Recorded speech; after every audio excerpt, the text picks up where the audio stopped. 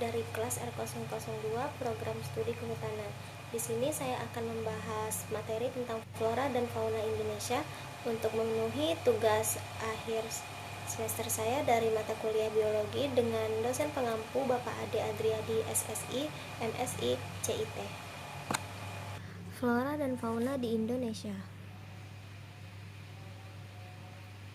Jadi, ini adalah beberapa poin penting yang akan kita bahas pada slide-slide berikutnya, yaitu ada pengertian flora dan fauna, faktor-faktor yang mempengaruhi persebaran flora dan fauna, persebaran flora dan fauna Indonesia.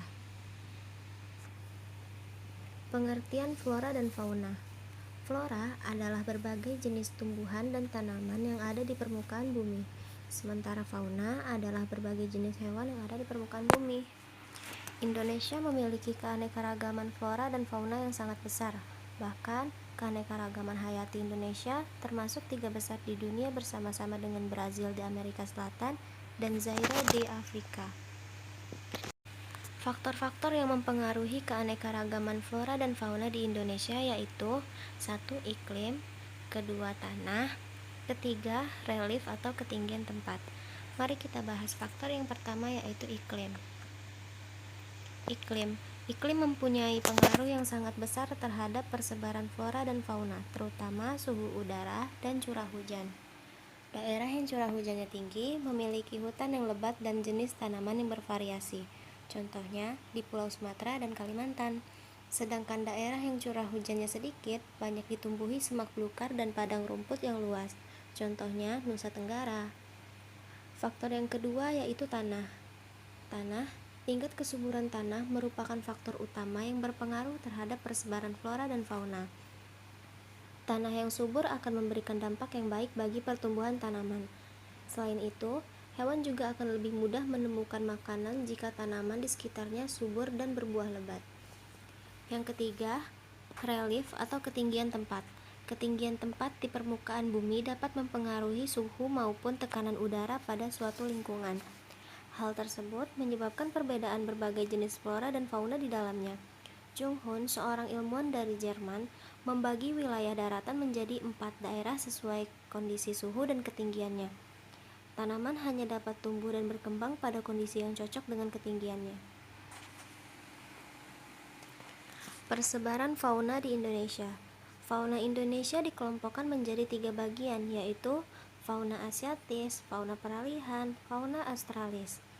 Ketiga bagian fauna itu dipisahkan oleh garis Wallace dan garis Weber.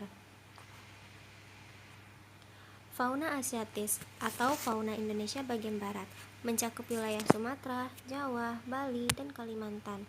Ciri-ciri dari fauna asiatis terdiri atas mamalia berukuran besar, berbagai jenis kera, dan berbagai jenis ikan air tawar. Contoh fauna asiatis: gajah, banteng, orangutan, dan bekantan.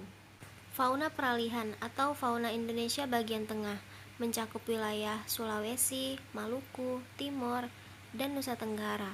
Ciri fauna peralihan yaitu hewan endemik, artinya hewan yang hanya ada di wilayah Indonesia. Contoh fauna peralihan: anoa, babi rusa, dan komodo.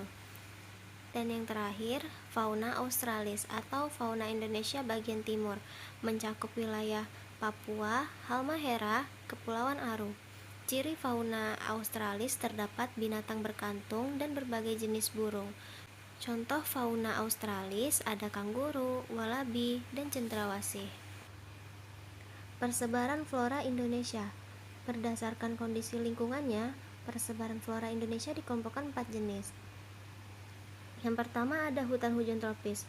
Hutan hujan tropis merupakan hutan yang kaya akan flora besar dengan rata-rata ketinggian pohon mencapai 50 meter. Keadaan di bawah hutan gelap karena begitu rimbunnya pepohonan yang ada di hutan tersebut.